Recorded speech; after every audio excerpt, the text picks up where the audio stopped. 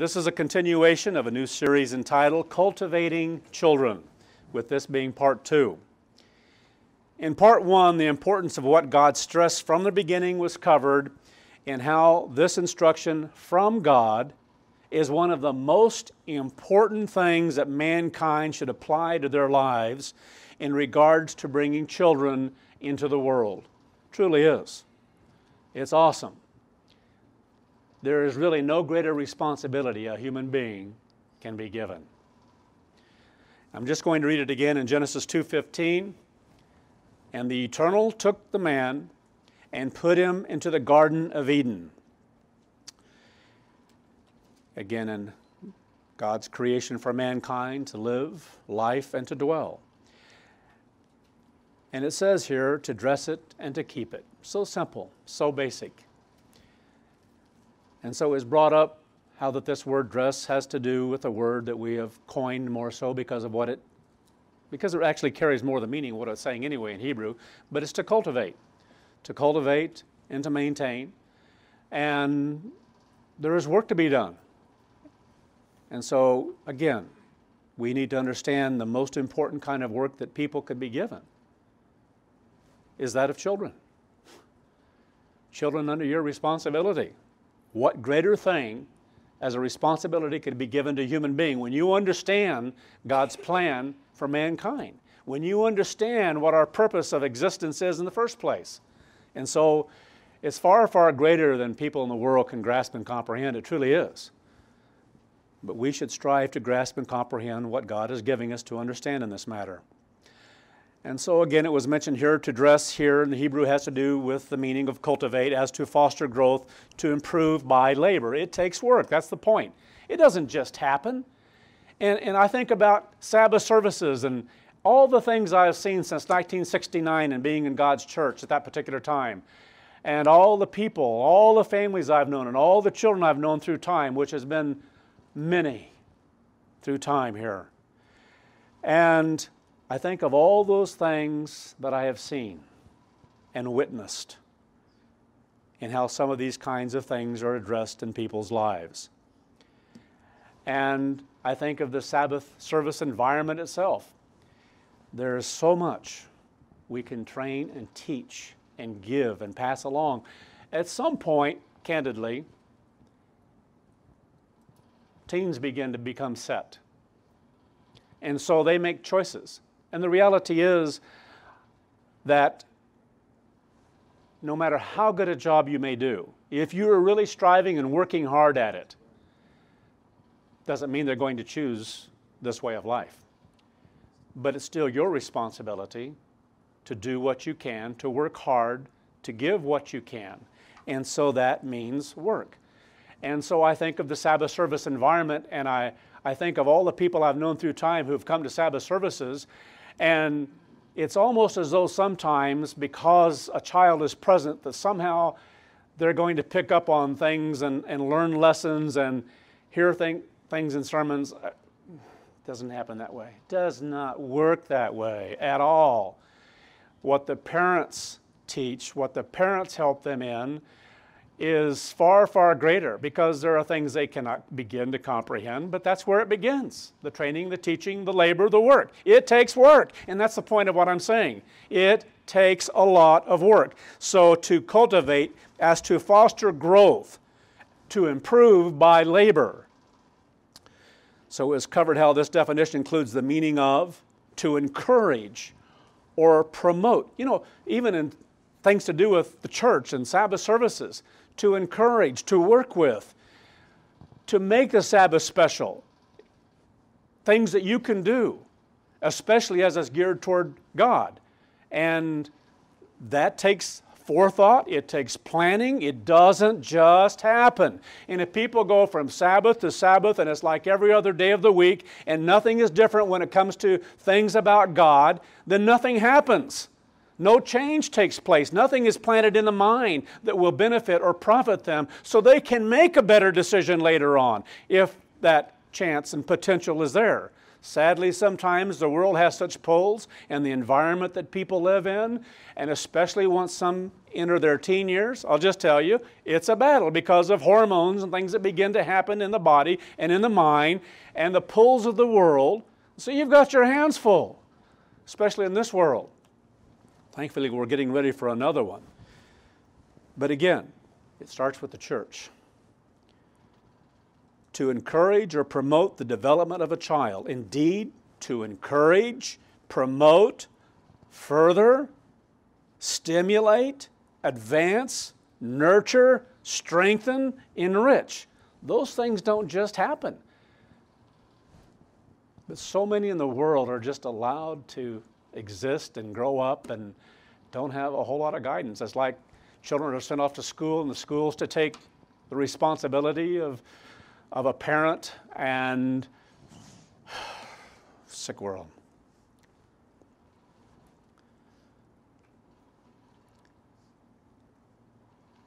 Then there are other things we discussed in part one as well, in the rest of that particular section, because we spent some time on discussing some of this.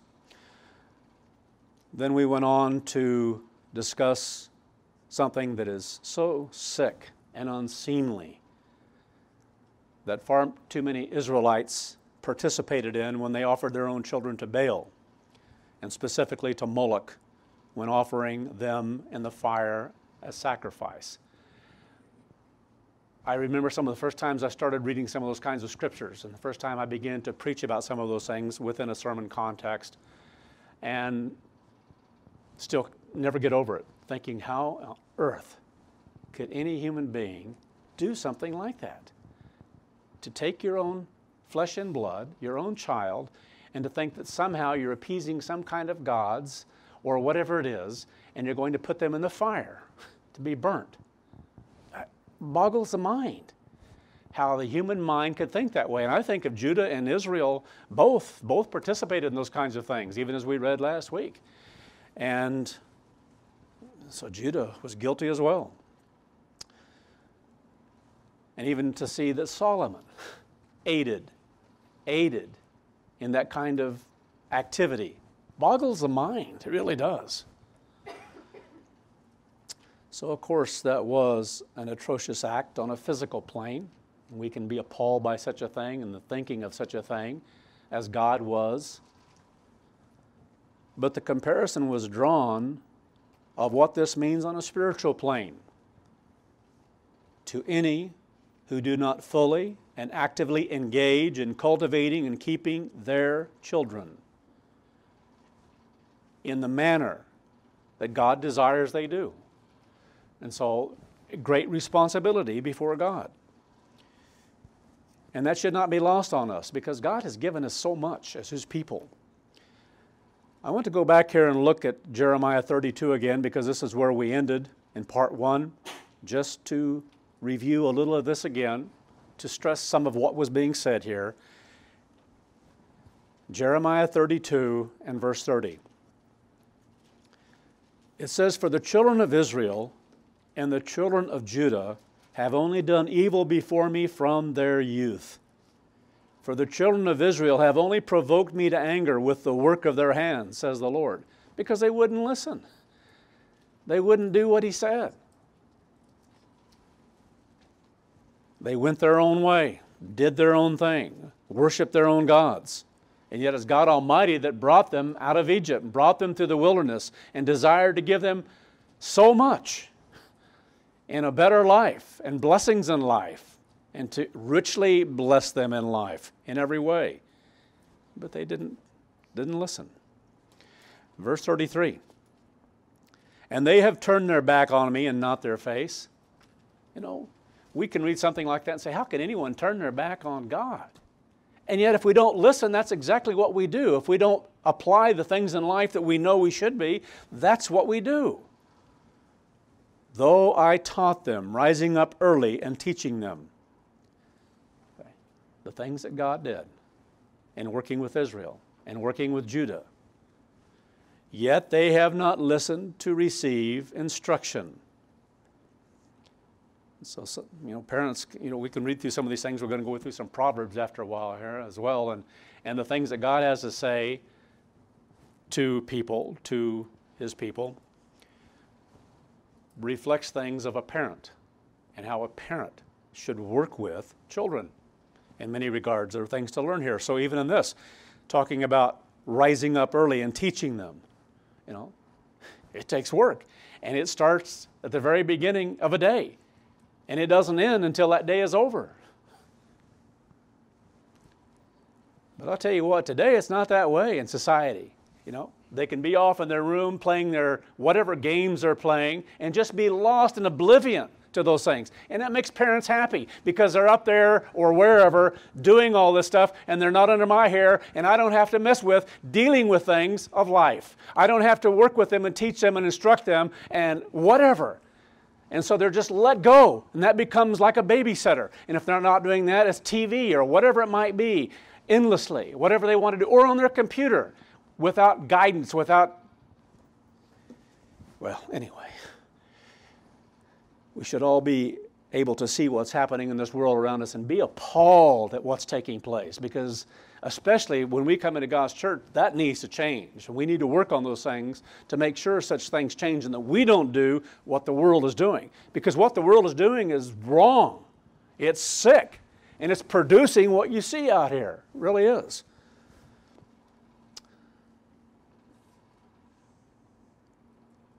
So they have turned their back on me and not their face, though I taught them, rising up early, teaching them, yet they have not listened to receive instruction.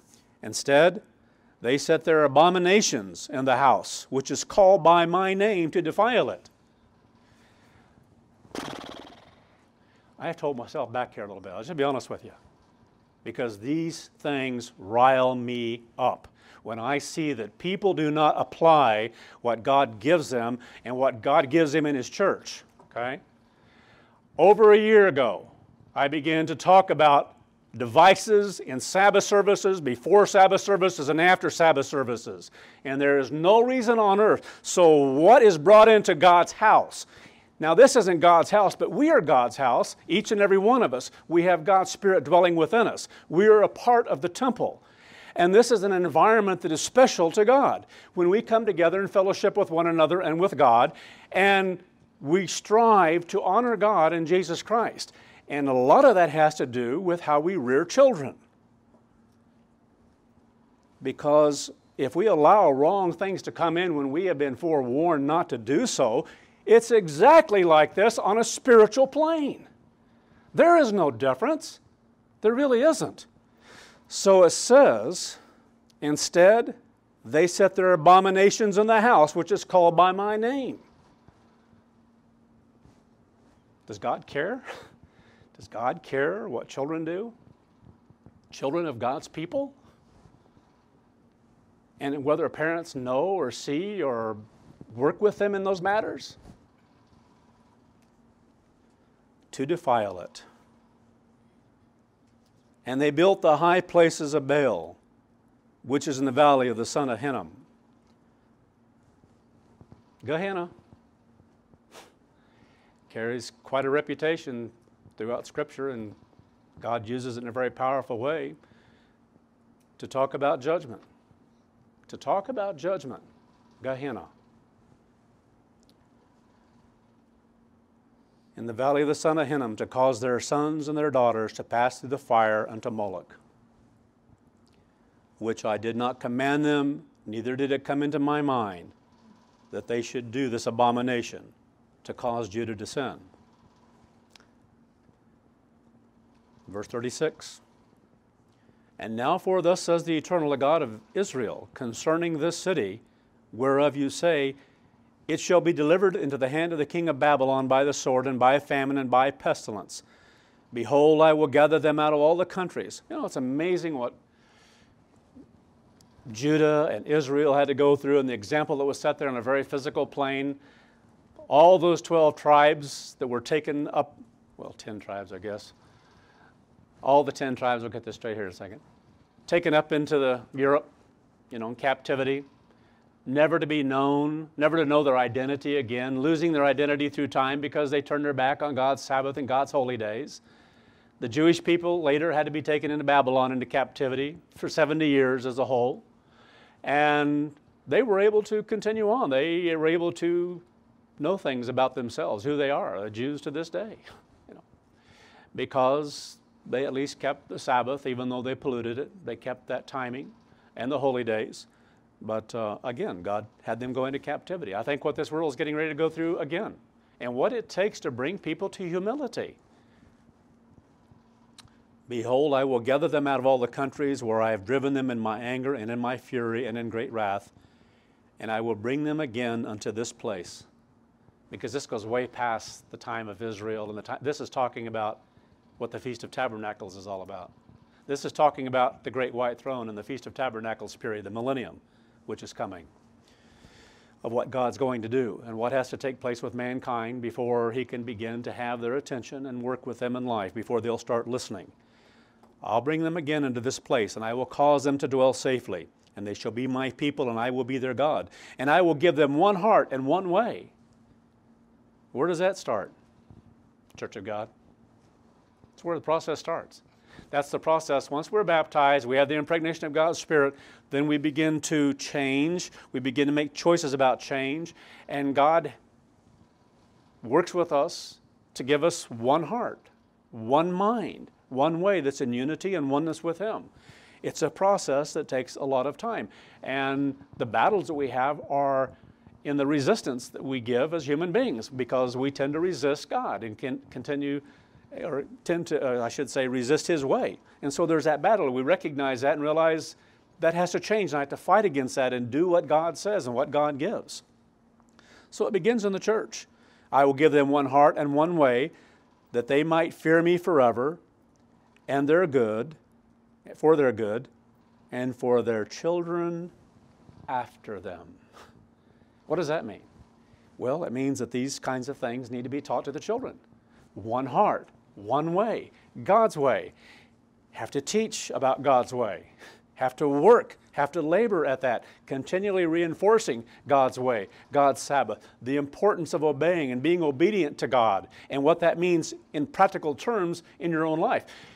You have so many ways, I don't want to get ahead of the sermon here, but there's so many things, even like in the book of Proverbs, that make that so clear, of things that people are to engage in and to be involved in. So it begins in the church, and that's what God wants us to grasp and comprehend, even more so as we move forward. So at this point, a great place to learn more about this process of cultivating children is exactly what I referred to here in the book of Proverbs. Let's turn over there. It's good to focus on things that God has given His people, His children, that should also teach parents how they should strive to work with their children. Proverbs 1, beginning in verse 1.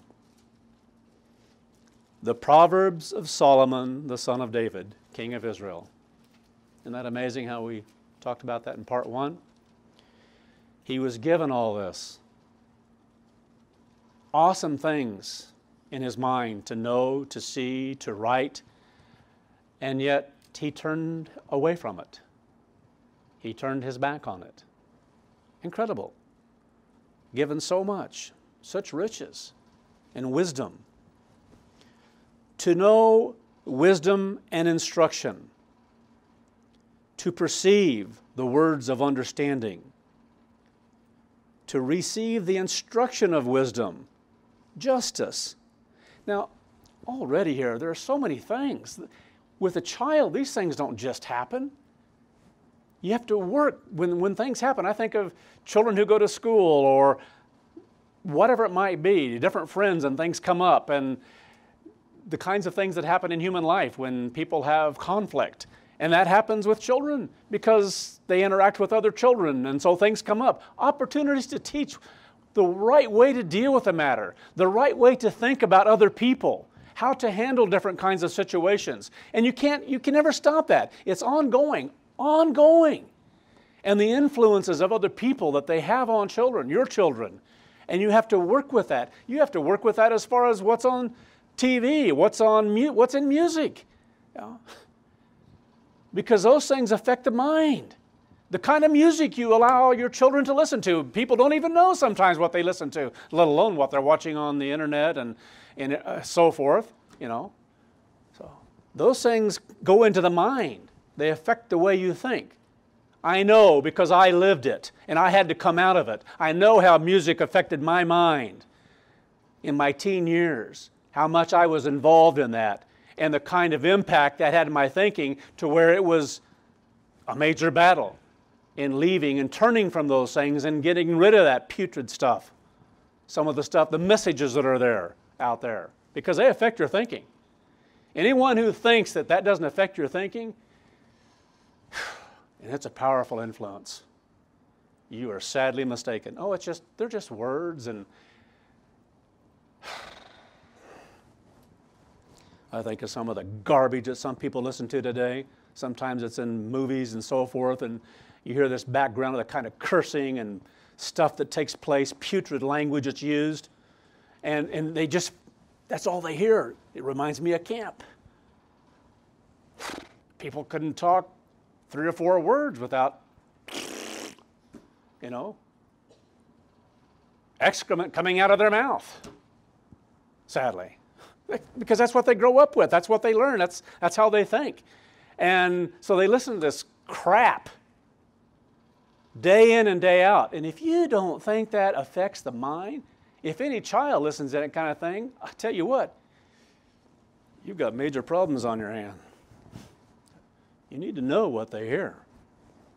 You need to be involved more if that is the case. I get riled up about these things. I'm sorry, but I can't help it.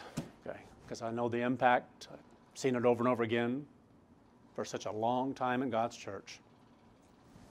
And some who are just so totally oblivious to it, who excuse and justify why certain things are okay. And I think, give me a break. Give me a break. I hope you learn before long, because otherwise you've given them over to Moloch as far as I'm concerned. You might as well just hand them on over.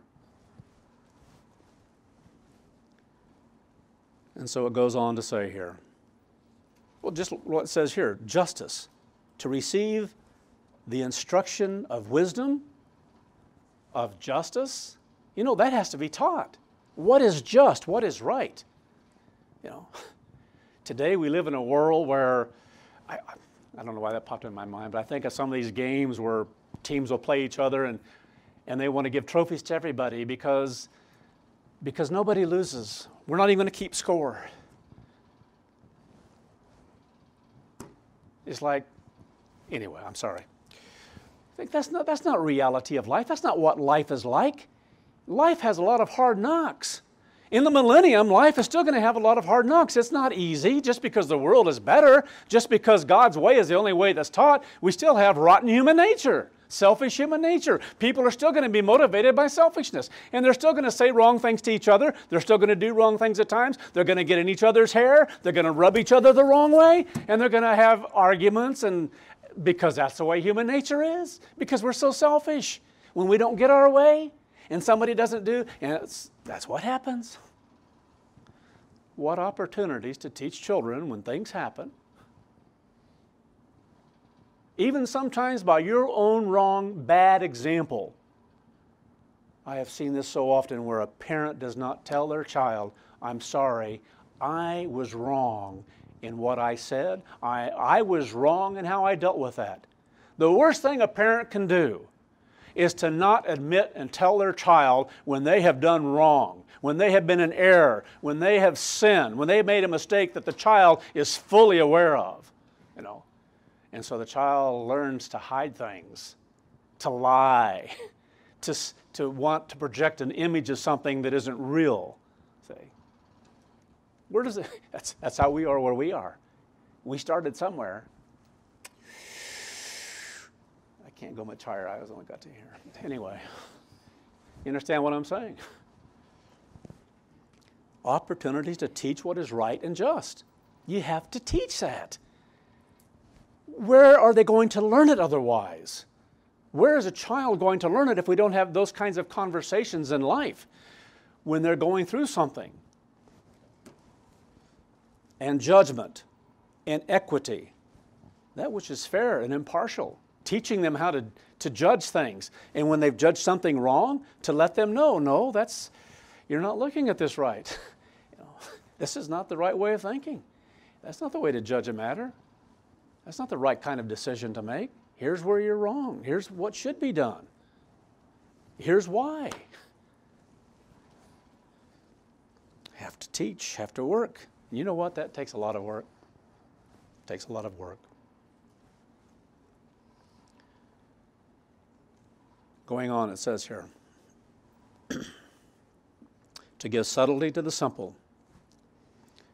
Simple-minded, in other words, not yet matured and experienced in the realities of living life. What can we expect? Now, this is for adults as well. That's what it's addressing. And that's even worse. But a child, we should understand that a child growing up, they're just children. And they don't have experiences of life, and they don't understand the kinds of things that take place and what human nature is like, and let alone their own human nature or the human nature and how to deal with other people, because you're dealing with human nature. And so how do you deal with those things? Opportunities to teach. To the young man, knowledge and discretion. So it's a matter of teaching, to give subtlety to the simple. To the young man or young woman, knowledge and discretion. How do you teach discretion? How do you teach respect? How do you teach different things in life? Well, when they are in error, say, hey, let's talk about this. Now, too often what happens is it never gets done because, well, that's not easy to do. And so if it's not easy to do, sometimes we just don't tend to do it.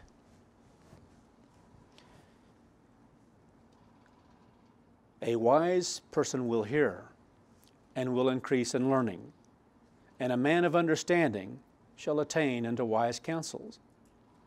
Again, these traits need to be taught and developed in the home. That's where it begins, as much as possible.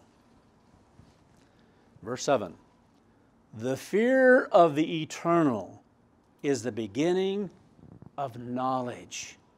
That's beautiful. The fear of the eternal is the beginning of knowledge.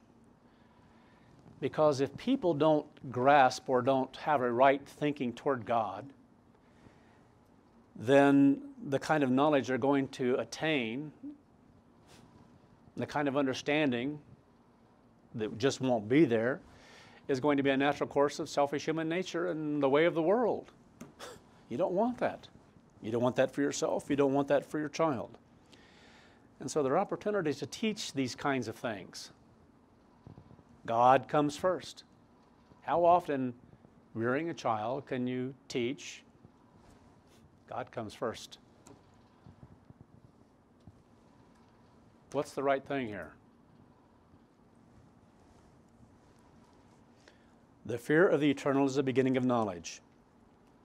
Again, has to be taught at home, doesn't it? But fools despise wisdom and instruction. My son, hear the instruction of your father, and do not forsake the law of your mother. Now, for us, we understand what this means on a spiritual plane, having to do with God Almighty and having to do with the church. It says, who is the mother of us all, in that respect. So there are those things that we learn on a spiritual plane that we're to take heed to in life, to desire to implement into our lives, those things we hear, those things we learn, those things that God gives us the opportunity to learn through teaching us. And so again, that same mind then in how a parent works with their children and teaching them the important, when I think of this, to hear the instruction of a father and do not forsake the law of your mother, I think about two parents that need to always be in unity and agreement. Because I have seen so often where one will run to one or to the other parent because they're not in agreement, and they're not in agreement in how things are done. And so if they can't get what they want, because children, we all have this nature, and it starts very young. And so to get one's way, you have to be very careful of that. You have to be very careful of that. A child needs to know that if one parent says something, the other backs it up 100%. 100%. Without exception. They need to know if they run off to the other one, what did your mom say? What did your dad say? Did you talk to them yet? What do they say? Okay, that's the answer. That's exactly what's going to take place. That little jewel right there is a jewel, because I have seen it so abused. And what happens to a child when they get by with such things, when they do such things, is so unhealthy. We're talking about a mind being able to be developed and a desire for that mind to have greater potential to receive God's way of life whenever that time comes. And the more one does to try to help in those things, again, please understand that you can do everything under the sun perfect, and a child still has choices to make, okay? That goes without saying. But we need to recognize there is a great area there that needs to be worked upon and changed as far as how things are done, to do things better. We can always learn that in life. And then there are many forms of peer pressure. I think of how you have to deal with this as parents and working with those things. It's an ongoing battle. It's an ongoing battle just in clothes and styles and music and on it goes. But you have to take control, be involved.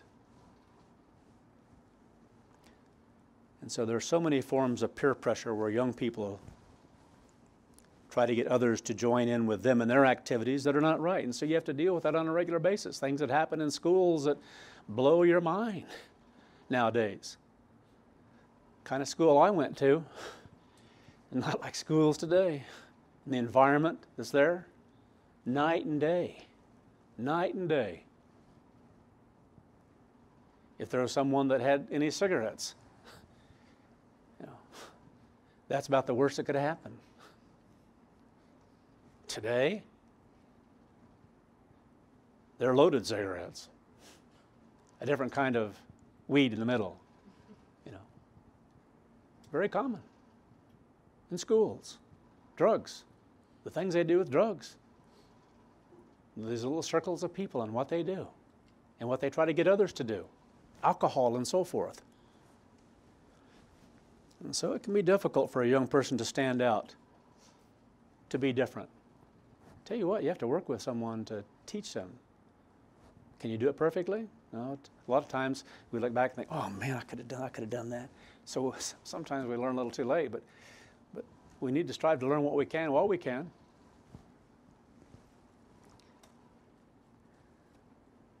So it can be difficult for a young person to stand out in confidence, being different. Because in God's church, we're different. We really are. To understand the importance of being an example themselves, no matter what anybody else around them does. That's tough. That's hard.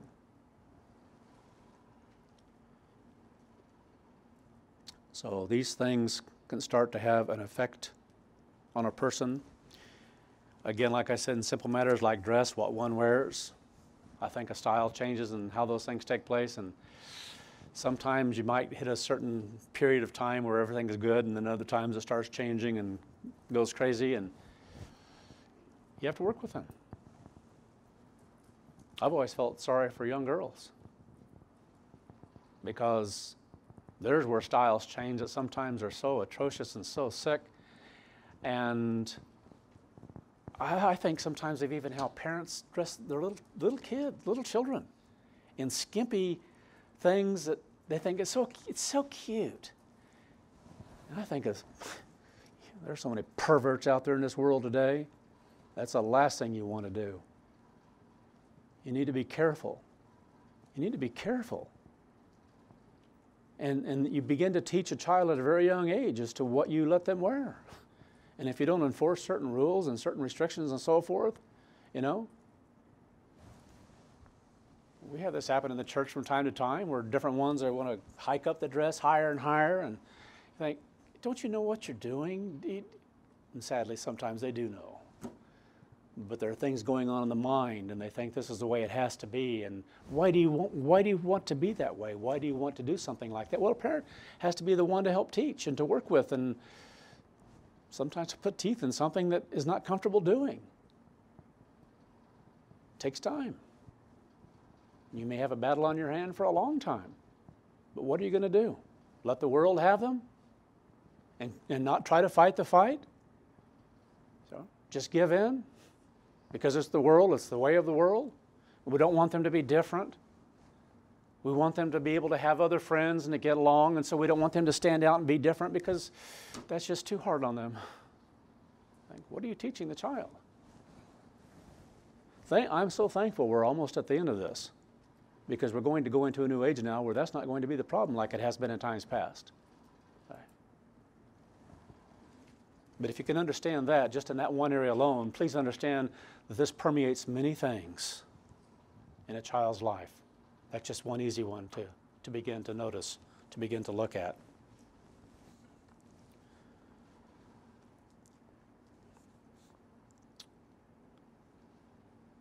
States it again here. Verse 7. I didn't read that one, did I? Okay, I know it mentioned more than once here, but I guess I passed this one up. Thank you. Anyway, we're going to jump on down to verse 15.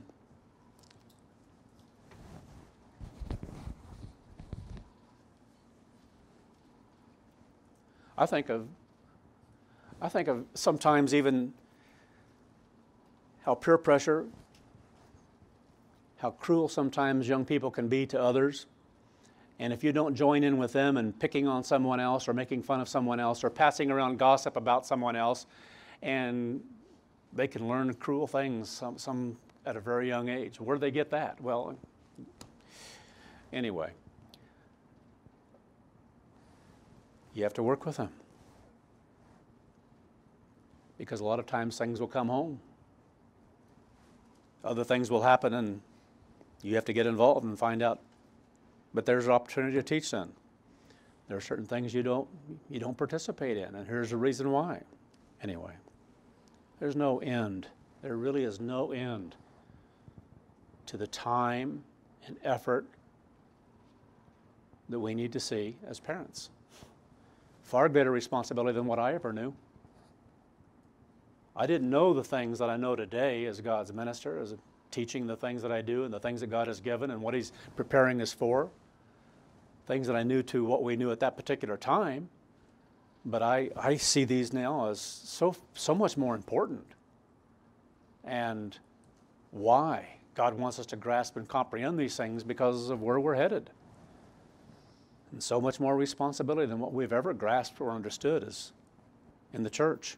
Verse 15, my son, do not walk in the way with them. So in these verses that we're looking at, a person's being encouraged not to follow after such people that try to pull away and do things that aren't right, whatever that might be. Maybe something as simple as gossiping or talking about someone else and picking on someone else, because if you're in a certain group and all of a sudden somebody and they start laughing and you join in with that, you think those kinds of things don't happen? Sick what can happen in the human mind. My son, do not walk in the way with them. Keep your foot from following their path, for their feet run to evil and are quick to shed blood. So we can look at this in a very physical way. Sometimes that's the only way we tend to think of it. But again here, it can be things having to do as simple as what comes out of the mouth, how people treat each other, opportunities to teach children then how you treat someone the right way. You're going to run across occasions where you're going to know that your child didn't treat another child the right way. They didn't say things the right way. They didn't do the right thing, whatever it might be. It might be at a very young age, where they try to take a chunk out of another child's arm. You have to deal with that. You have to start at a very young age and teach them. There are right things in life and there are wrong things in life. And it never stops. It never stops.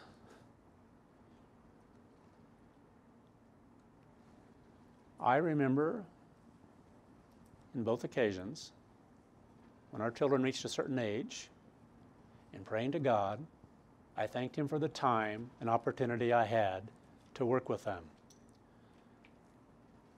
And then I very candidly stated, they're yours. Because when they're out on their own, they're God's anyway, if you understand what I'm saying.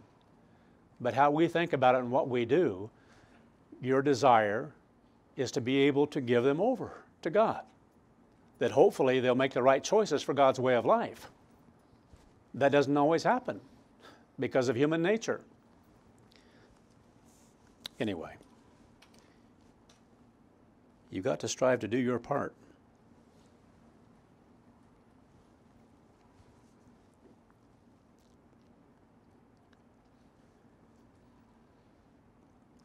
So it goes on to talk about some of this. So are the ways of everyone who is greedy of gain, who take away the life of the owners thereof. You know, sometimes just by going through a certain proverb here and opportunities to teach or to think about different things that can be taught and how to do it. But again, you know, a willingness to take advantage of others. You know, there are going to be opportunities in life at times because of things to do with maybe finances or things to do with buying or selling something or whatever it might be, or working for someone else. And opportunities to teach here about human nature and about how people oftentimes take advantage of others, just like teaching a child how to work.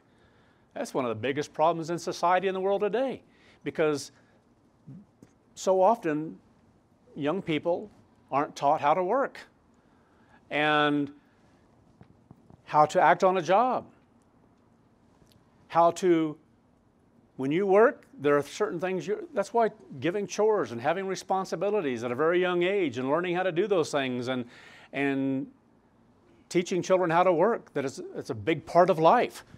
And there comes that time then when if you don't do your job, if you try to slough off on your job, I think of young people today, you see certain things out here sometimes when they're working, well, they're not working, that's a lot of the problem. They're lazy, they don't want to work, you know? And they don't want to put in, you know, if you work 8 hours for an employer, you should work 8 hours for an employer, unless you have time off for a certain amount of time for lunch or a certain amount of time for a break, and that's it, you know? Because it's human nature to take advantage of others. And that's what this is talking about, different ways. The human mind is greedy. Get for myself what I want. I want it easy. I don't want to have to put in that full amount of time or whatever. And anyway, opportunities to teach young people how to work. You know, if young people aren't given chores, if they don't have responsibilities of things they should do, you've just given them over to the world. They need to learn how to work, to be productive. And when they don't do it, they need to learn that there's a kind of penalty that goes with it in life, whatever that might be. Certain things taken away of things you want to have that you can't have because you didn't do your job. Things have repercussions in life. And there's so many ways, so many things, and you have to sometimes try many different things to work with children. Wisdom cries outside. She utters her voice in the streets. I can't convey this like I would like in many ways. It's just a matter that's in the mind or it isn't. What does this mean? Wisdom cries outside. She utters her voice in the streets. It means there are many opportunities to teach. There are many opportunities to teach children on a daily basis. On a daily basis, even about God and right principles about God's way of life. It doesn't mean you've got to go look up a scripture and say, well, it says over here in James. We're not talking about that because I've known people who've done things like that. That doesn't get through. You know, there are ways to teach principles and ways to teach things because they're right, because the judgment is right. And sometimes then, obviously, yes, to bring God into the picture.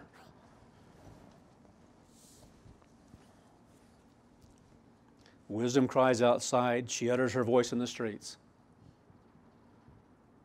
So many opportunities to teach. Rather than them taking off to a room, being in a room by themselves, no restrictions, they can have wide access to the internet, blah, blah, blah. Need to take control of some things in life. If you don't know how to put parental controls in everything, you're wrong. You're sinning as a parent. The sin is upon you. You think that just because your child might be 6 or 7 or 8 or 9, let alone when they get older, that they can't go into various things and find out things quickly, then you're sadly mistaken. I know of very young people who've got addicted to things on the internet, very young, because their parents were oblivious to what was going on and didn't make sure that they had control of those devices. You don't just give free rein in this kind of a world to the kind of filth and the garbage that's out there. If you do, shame on you. You just gave them over to Moloch because you're allowing perversion and sickness to come into the mind that will become their battle worse and worse in life. The mind is a precious thing. I can't help but think about the days of Noah. And because people live so long in the kind of sick, perverted, corrupted minds they had by that time, in so many cases. And I think today how that process is so speeded up. In a young mind, you can corrupt things in the mind. You want to fight against that. You want to strive to love your children, to protect them from the evil of this world, more today than any other time in human history. Goes on to say in verse 24, I have called you and you refused. I have stretched out my hand and no one regards it. Do you make sure? Do you work to make sure that your child listens? You say something, do you follow through? Because if you don't, you're putting something, a way of thinking in the mind. You're programming the mind in the wrong way. You have responsibilities for what's programmed up here. That's a part of the process. Truly. It's part of training, rearing, fostering the right thing in a child's mind, in their life. And that if they do not listen, then there are absolute consequences. Something's going to happen. I don't care how much you whine and cry and sorry, you knew what the answer was to that. You knew what you shouldn't have done. Isn't that the way life is? If we don't teach them when they're young, how are they going to deal with reality when they're older in a sound mind and sound thinking? Because this world is pretty evil. Very evil. It says, but you have neglected all my counsel and would not receive my correction. Well, again, God has ways of working with mankind, and ways especially of working with those whom He calls to correct. And we as parents need to make sure that we follow through, and it's a part of love. Who is it that doesn't ever need to be corrected in life? You know, some people just don't like to correct their own children. It's not a fun thing, but you've got a responsibility to do it well. And there are many things you can do to help a child learn. Well, there are consequences for not doing what I'm told. Proverbs 3 and verse 1. My son, do not forget my law, but let your heart keep my commandments. For length of days, long life, and peace shall they add to you. So where does this begin when cultivating God's way of life in your children?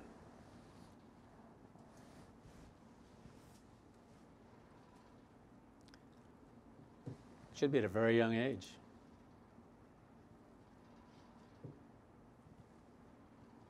Children should learn, should know something as basic as the Ten Commandments. And yet how many today in God's church really know the Ten Commandments? To me, there is no excuse for a child not to know the Ten Commandments, even at a very young age. You know, they can learn at a very young age what the Ten Commandments are, short form. Been there, done that. Okay. It's very easy. And what about the holy days? Can they tell you every holy day in an order? Can they tell you a little bit about what each one means? Because you know, they should know. So it's one thing to teach them about life. It's one thing to guard them and help them to be guarded in that respect in dealing with various things around them as they grow up, and strive to teach them soundness of mind and balance and right judgment, and not let them get by with wrong judgment, but to show them when they're wrong and why that's wrong and why it's not healthy, and how certain things should be done and how people should be treated, and just a matter of respect, to show respect to others. I think of the South. I think of young people in the South. You know, they learn to say yes ma'am and yes sir. Now, I'm not saying that everybody has to learn that, but I respect that, because it's just a part of that society and a part of that part of the world. And they learn growing up that their elders, something's going on up here, and how they react to them and how they respond to them. And they do respond. It's just a natural thing. It's a beautiful thing as far as I'm concerned. But anyway. So you can teach respect, because I know of far too many young people who are not respectful. I've known of many young people who are very disrespectful to myself and my wife. Far too many. And sadly, sometimes I've known that to exist because I know the parents didn't have that respect either. Thankfully, the church has been cleansed in great part, but I'm not naive enough to think that that still doesn't exist. Why is that important? Because it's learned at home. Matters of respect towards others is learned at home. A young person will learn quickly from a parent what kind of respect they show towards others, how they talk about others, how they think about others. Because you know what? Parents talk to each other. And a child over here, they're going to hear what that parent is saying to the other parent, and they're going to learn, see, in the mind, to do the same kind of thing. And even toward the same people that the parents might be talking about. See? Awesome lessons. And so I think about that, about opportunities to teach. And of all things to teach, what is more important than teaching a child about God? Not just bringing them to Sabbath services, because that doesn't cut it. That doesn't even get close to a parent's responsibility in God's church. Truly doesn't. You have things you can do at home, that you must do at home, that you should do at home, that are your responsibility.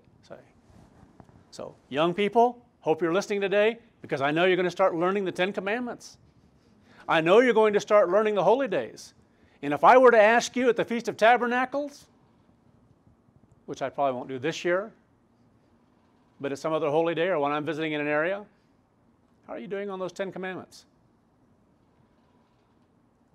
Everyone I ask should be able to tell me. And everyone who doesn't, shame on the parent. Shame, shame, shame on the parent.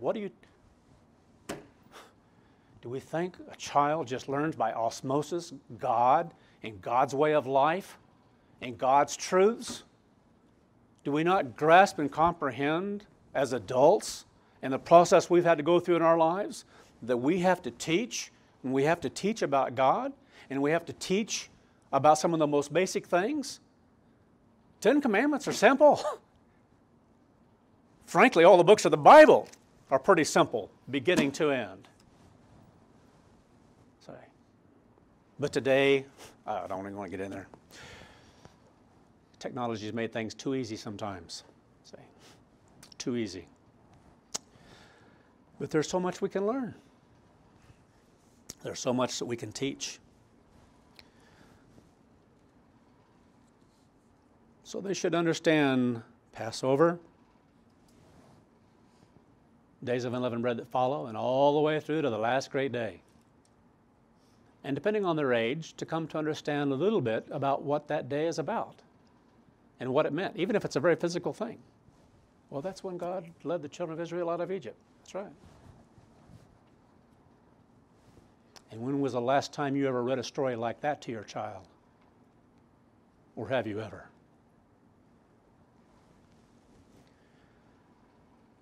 Verse 3, do not let mercy and truth forsake you. Even matters of mercy, they have to be taught. They're not up here. They're not in the mind. They're not in a child's mind, let alone an adult's mind. There are traits and things that we learn as God's people that He teaches us because they're from Him. And the more we learn those things, then we can have opportunity to teach those things to others. Say, awesome. Awesome what you can pass along. But you have to think about it, and you have to plan it, and you have to work at it. It takes a lot of work. So I'm just giving some guide, just like in the previous sermon series here.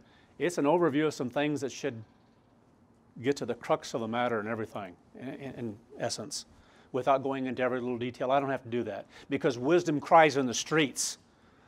There are things out here, but we have to think about them and the opportunities we have then to participate and be a part of it.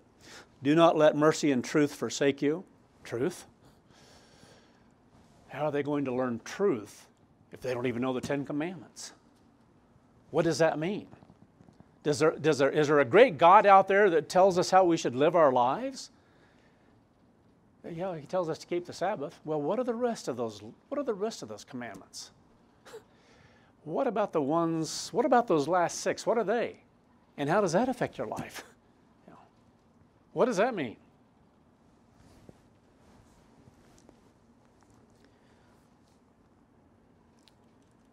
Bind them about your neck, and write them on the table of your heart. How can a child ever do that if they're not taught? How can it become something that they can grow in with time and begin to choose for themselves? That's how I want to live. So shall you find favor and good understanding in the sight of God and man. Again, I could go into that. I could make a sermon out of that, of what that means.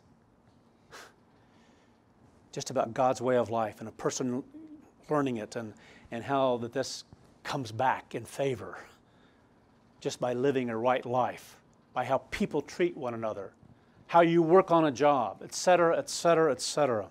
Verse 5, trust in the eternal with all your heart, and do not lean unto your own understanding. Wow, there's a great one to teach children. Because what have you done most of your life? Lean to your own understanding. And too many of us, in many cases, that's much of our battle, isn't it? We lean to our own understanding the way I see it. Well, there's an opportunity to teach a child whenever certain things happen. Don't lean to your own understanding. There's a different way. There's a better way. Yeah. To teach them what human nature is like, and that's going to be your tendency. To teach them, hey, that's what I did before God called me, and it's been much of my battle ever since. But I don't want to lean. I want to do something I want to do whatever it is God's way. What does God have to say about it? I want to be pleasing to God. I want to honor God. When I go to the Feast of Tabernacles, what I wear and what I put on is a matter of my attitude and my mind toward God. That's why I do it. Everything I wrote about that and made an announcement, it's because of the mind toward God, to honor God, especially on those Sabbath days. Say, why would we do anything different? Why would we let our children do anything different? Say, why would we have them approach and come before God's presence? Because we do, in a way that is magnified over other times, because that's what should be in the mind, and how one thinks then when they're doing that. Trust in the eternal with all your heart, and do not lean to your own understanding. In all your ways acknowledge Him, and He shall direct your paths. Things you have to teach children. to acknowledge God, why you do the things you do, why you make certain choices, why we do certain things the way we do at Sabbath services, why that I've given instruction about no cell phones and so forth before or after services, and especially not during services, and on it goes, and to teach them why that's a good thing, why it's proper, it's a punishment. That's hard. It's hard. That's a hard thing to ask someone to do. Really? And if that's what you tell your child, then... Verse 6, in all your ways acknowledge Him, and He will direct your paths. God must be first in our thinking, why we do the things we do. Do not be wise in your own eyes. That's the way we tend to be as human beings. And children will do the same thing. And so good opportunities at times to teach them. Fear the eternal and depart from evil. Children taught that there is a God, and He sees everything you do. He knows everything you say. You don't get by with diddly squat ever. Don't kid yourselves.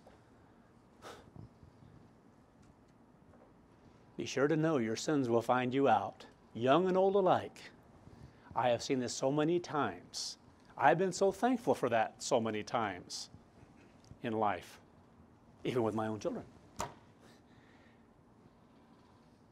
If you pray accordingly, God will see to it that something that happens in secret doesn't stay there. You become aware of it. And then you can work with it and deal with it. That should be something you want to do because you want to work with your child so they don't get by with things. Because that's going to be the proclivity sometimes, especially when they're in their teen years. It happens when they're younger, but I'll tell you what, when they get older, you've got your hands full. In this world, you've got a full-time job. You may go to work, but you probably should be home. No, I'm just kidding. Because it's a full-time job. I'm just kidding there. Verse 9, chapter 3. Honor the eternal with your substance. Opportunities to teach. I wonder what about? I wonder how. How do we do something like that? And we're told to honor the eternal with our substance and with the first fruits of all your increase. Should be pretty simple. But a parent that never teaches their children this, shame, shame, shame, shame, shame, shame. You can teach by maybe certain jobs and allowance because of certain things, and when they do that well, they have a certain amount coming in, maybe something simple like that, and then to learn how to tithe on that, But to have something that they can focus upon and see how things work, and when you don't do your chores and so forth, that you may have other punishment as well, but this is going to be taken back, this amount is going to be taken back because you didn't do it on this day, or whatever it might be. They can learn lessons that way. Those are powerful ways to teach. They really are. Because negligence of not doing it all, you've lost the game anyway. You've lost the task or whatever. So opportunities to teach. You have something in your possession. Guess what? You know when you can start teaching that? Pretty young. Pretty young. Save back first tithe. So what'd you get this week? $2. Okay. So how much of that is God's? Okay. Get the coins out. Put it in the envelope. Whatever. Put it somewhere. This goes to God. And what else?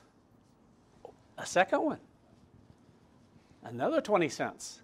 Where does that go? For you to go to the feast, for you to be able to have extra money for the feast, to spend money, to have extra things you can do.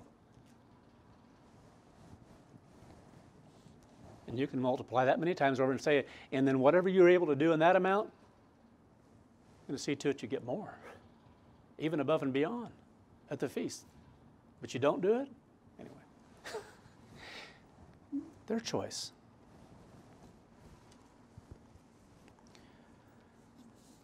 Holy Day offerings. Holy Day offerings. When do you begin to teach a child about Holy Day offerings? Put their name on it. Let them write their name on it, whatever. Make sure that it's legible, depending on their age. It'll get recorded. They'll get something in the mail, at least in the U.S. it's that way. Well, we have it set up in other areas, and that's mainly because of the tax system and so forth, so we have that automatic system there. But it can go out and to receive something like that in the mail, and this is what they gave in that year. So much in tithing, so much in Holy Day offerings. They're a part. They're a part. They're participating together in something. They're a part with us. And they can have that feeling, that sense, that knowing. And to not do that, to not make certain that they're learning that and doing that, shame. It's a shame. Because what greater opportunities to teach about God and a relationship we're to have with God, and that we're to give of our substance, that God has given us everything we have in life. Everything you have in life, God has given you. Every breath of air you have, every day you get to live, but you don't worry about that until you get to a point in life where you realize, I've been given several chances now, above and beyond, to continue on. See, that's deeply embedded in my mind in ways that it's not in many of your minds. Because until you live certain things, it's not as real to you. And the older you get sometimes in life, the more real it becomes. Because when you're young and a teenager, it doesn't mean as much. That's far, far away and far away from your thinking.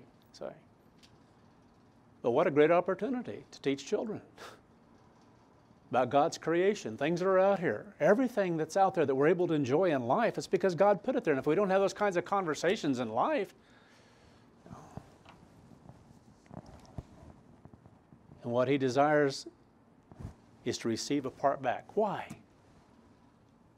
So we can have a system whereby that we're able to be taught. Have a means whereby that's what God provides. And then as well to be used in other areas to, in time, in God's time, to bring others along.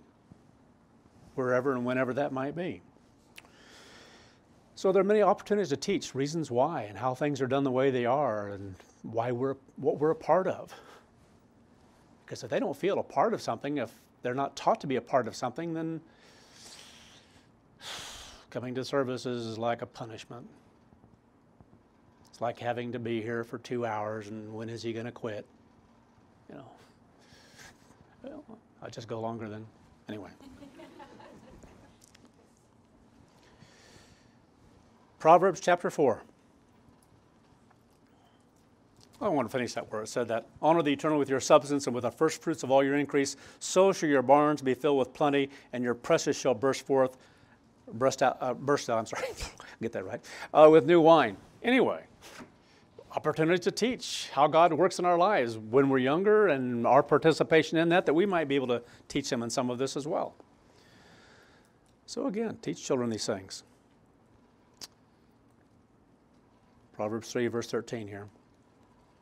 The person who finds wisdom is happy, and the one who gets understanding. For the merchandise of it's better than the merchandise of silver, and the gain thereof than of fine gold. She is more precious than rubies, and all the things you could desire are not to be compared to her. So how does a child, in any fashion or form, begin to develop a mind that thinks about God? A mind that knows things about God, or stories, if you will, even, that can endear them to it to where they begin to see a value in what they're taught. Now, sometimes that value doesn't come until later on in life, but the beginning of teaching it starts at a younger age, of things that are implanted in the mind. So do they know stories in the Bible? Do they learn it? Do they have, when they're young, before they can even read, have stories read to them that they will enjoy? Because God gave stories in Scripture that are awesome, and you can have them put in some of the simplest of forms. I remember when we used to go out, we used to get some of these books. You can get them in bookstores or whatever, Bible bookstores, it doesn't matter. You have to be careful the kind of ones that get in the New Testament, but the ones in the Old Testament, those stories about Samson, Stories about Shadrach, Meshach, and Abednego, and on it goes. And they like to hear them. And they like to hear them over and over when they're young. And they love it when a parent is taking that time to teach. And those things are embedded in the mind, and they know those stories. I can't help it. I wish I ought to have my wife up here telling some of these things of what her dad used to teach. He'd have Bible studies with them. She is who she is today because of what God inspired that man to teach his own daughter at a very young age growing up. And some of the things that he taught and some of the stories he went into are the ones that are more pertinent to us, to her, and to things that have happened in our lives than she ever knew at that time. But she had those stories. Incredible. Incredible. Because he loved his children, highly respected because of the kind of man that he was, and, well, I could go on and on. But he was a father, the way a father should be. And it takes work and dedication. And back then, I've got the time. Back then, because of where we were, because of what we believed in the present truth, and what we thought about certain parts of Europe going to conquer this country, took his kids out to a track school to run, to learn how to run with a message in it because of what's coming, focused on where they were and what was going to come on this world. Felt that basically that probably be good by the age 20, the age of accountability. You better make the right decision and better be in God's church. Everything was focused on that, of them becoming a part of God's church, you know. And also I think he believed that they probably should have some German there, right?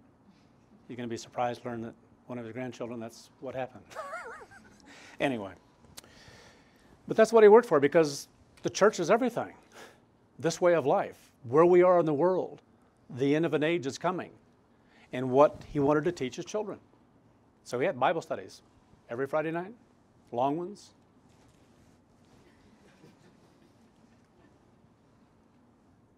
Long ones. So don't feel that you're going to overdo it. Just do it. Just do it. Stories that can be embedded in the mind that help to make her who she is. Incredible. I should have had you come up here, hon, and tell some of these, because truly an incredible example of what it's like to want a young person to learn about God, and it doesn't matter when they're 6 and on up, to work and to teach, to have studies, to read stories, to have them read stories. I think of the Bible story books. Those are awesome. Those are awesome. And if there are young people who have never read those, have never had them read to them, what on earth are we doing here? What on earth are we doing in teaching about the God whom we serve?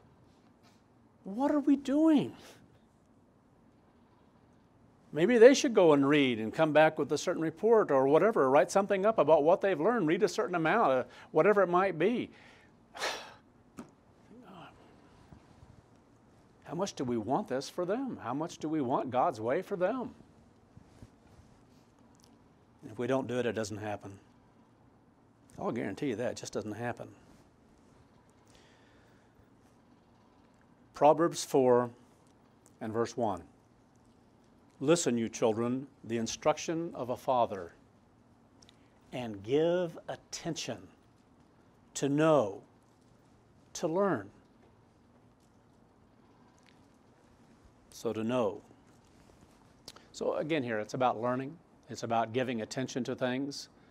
And where can you begin to teach some of those things to a child?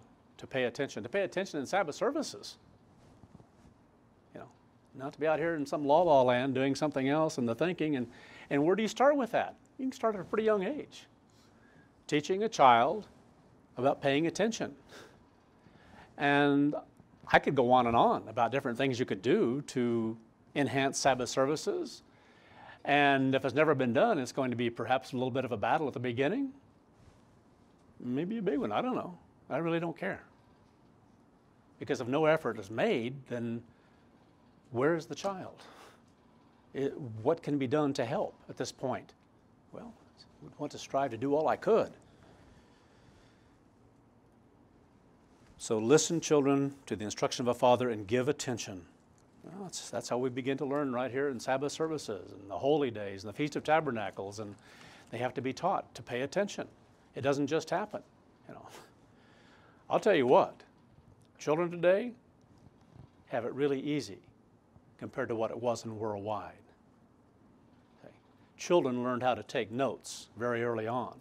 They learned how to sit still in chairs, even at a very, very young age. My wife could tell you some stories about them and some thumps on the back of the head because the parents were, things like that if you don't pay total attention. Anyway, I'm not suggesting you should go out and do that. I'm just saying that's what happened many, many years ago. Probably over 50 now, isn't it? 50, 60? Honey, I'm kidding. Anyway,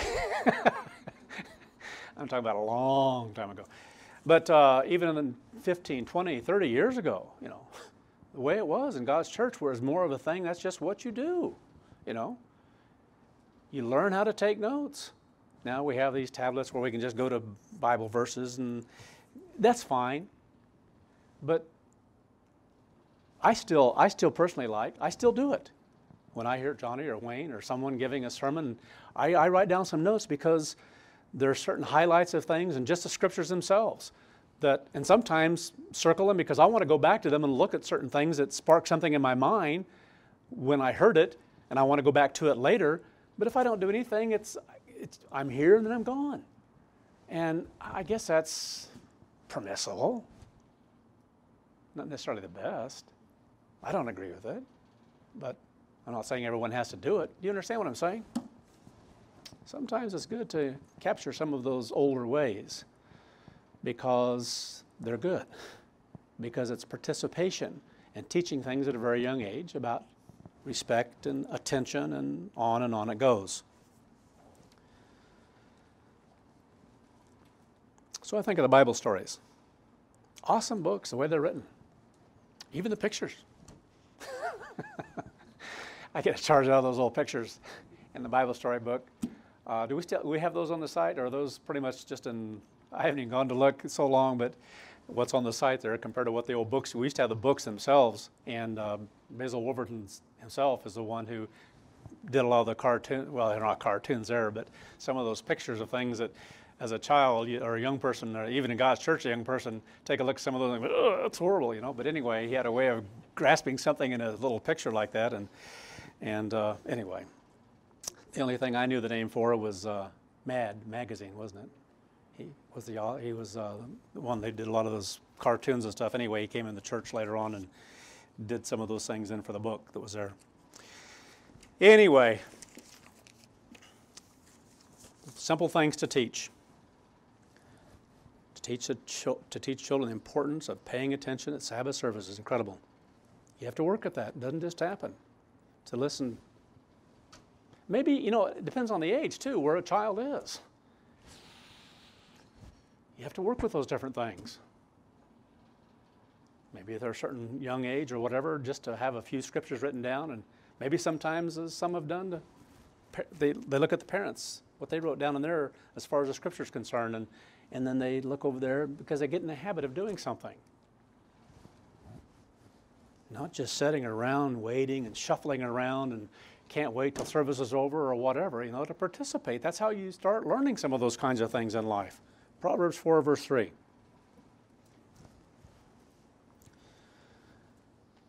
For I was my father's son, tender or delicate, and only beloved in the sight of my mother. He taught me also and said to me, let your heart hold on to my words. Keep my commandments and live. So again here, I don't have time to go into a lot of this, but so much taught just in the Proverbs themselves, and on a spiritual plane and on a physical plane. It goes on to say here, repeating over and over again, get wisdom, get understanding, and do not forget it. Neither turn away from the words of my mouth. And so those things that a parent has to do in working with children. It takes work.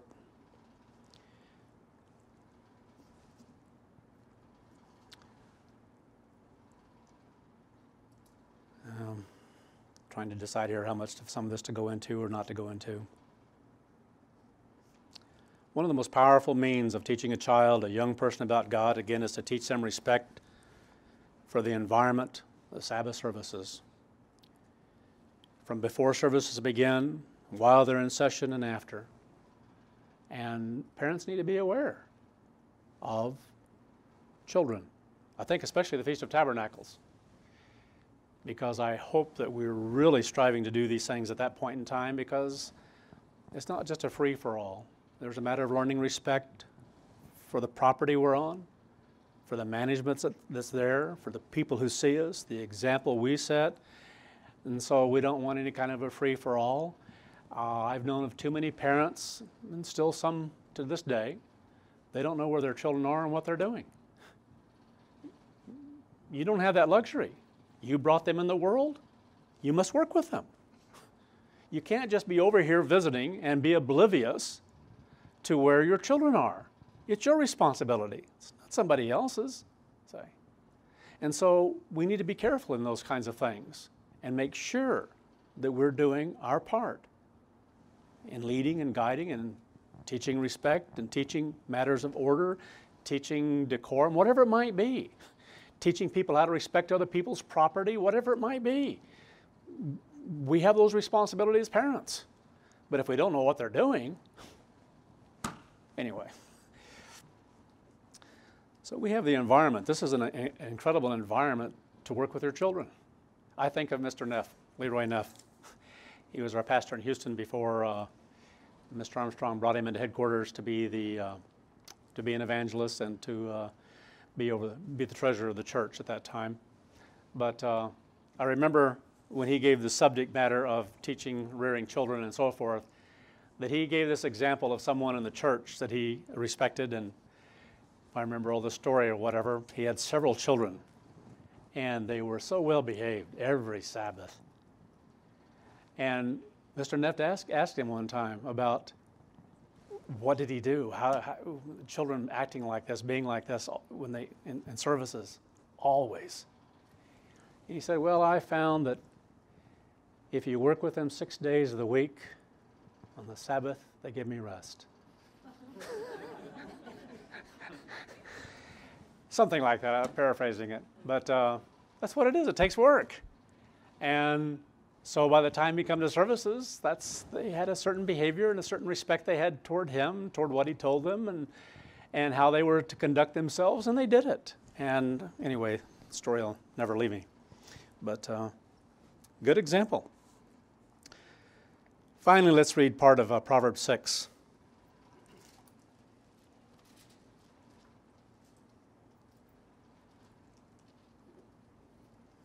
I do want to mention this again because this is the last time. Cell phones, never. Young people do not need them in services, period, before or after. There's no purpose, absolutely no purpose. Leave them at home, leave them in a car, whatever it is. I know some who do that. That's good. And various kinds of games that are played and so forth during services. Not teaching them. So again, there's some balance in this. Don't judge others or certain situations depending on how young a child might be. Talking about 3, 4, or 5, their little things, whatever. Again, each parent has to work with their child as to where their child, or how they feel that they can work with them at a particular point in time. But when they get to a certain age, when they're able to go to school and on up, they don't need to be playing games in church or to be doing it before and after services. They're not learning about mixing with others. whatever it might be. And some of those kinds of things are learned. It takes work. And because we're smaller today, it makes that job even harder for you. But don't excuse things away that, well, we can't do it today, can't be done today. Bull. Proverbs 6, verse 20.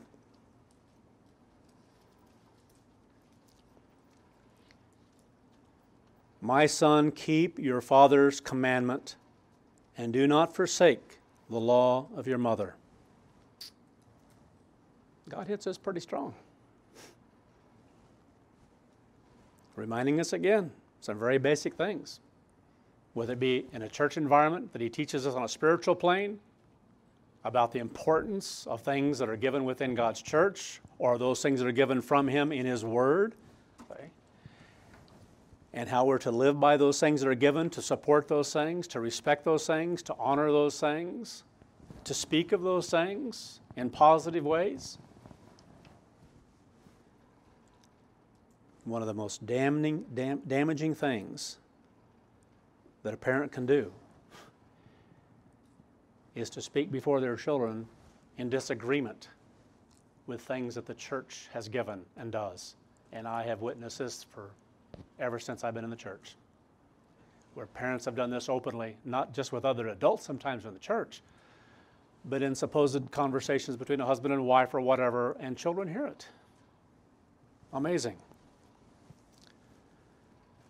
Hopefully there's none of that left, but there may be. So keep your father's commandment and do not forsake the law of your mother. Continually tie them together upon your heart and tie them about your neck. In other words, as wearing these things as a way of life, always, to be respected, upheld, honored. Again, we learn these things in God's church. He teaches us value. He teaches us what to embrace. But again, these things can be taught in a physical way to children. They really can. But you have to think about it. What does this mean? What does this mean in your life? What does this mean in the Sabbath service environment? Wherever you go, it shall lead you. When you sleep, it shall keep you. And when you are awake, it shall talk with you. What's that about?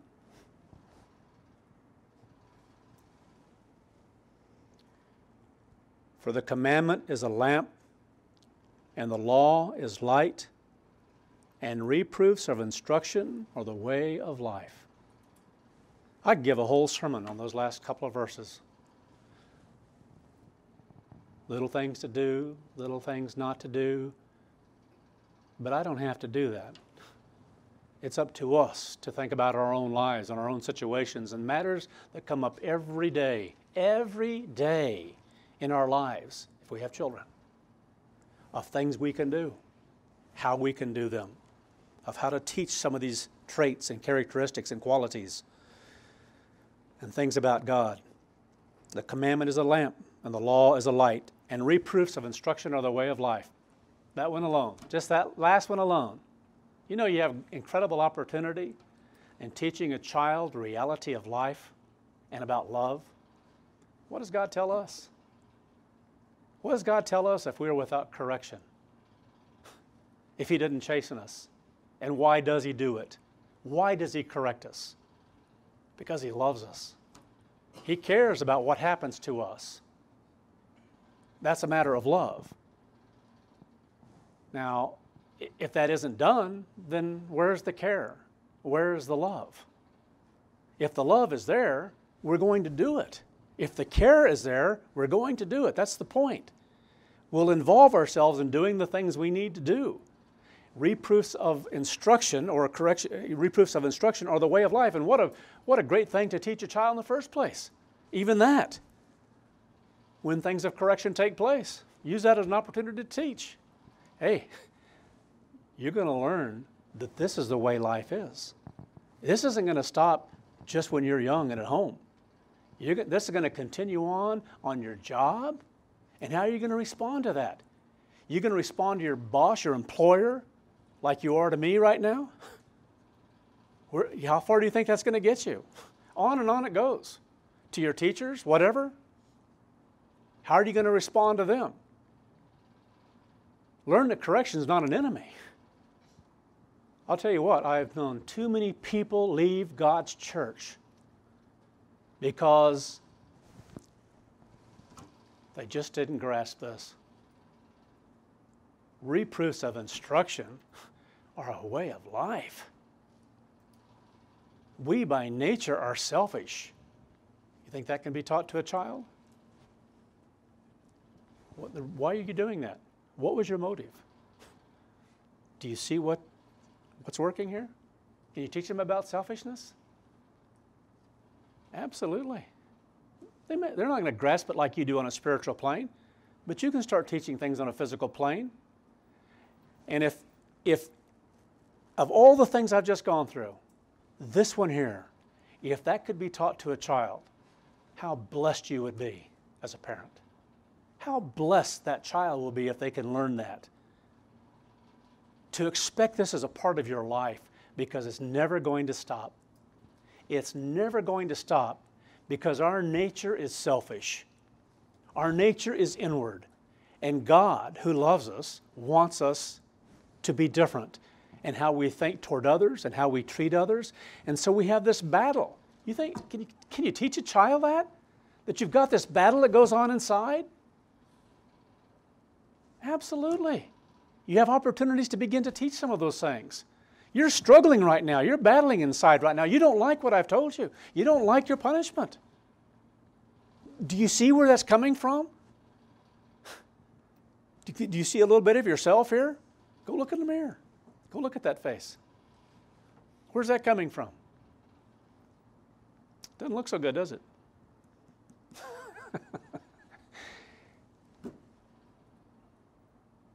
Most all the people who've ever left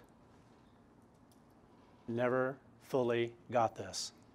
Those who battle and battle to the end and keep battling understand you have a battle against your nature till you are changed.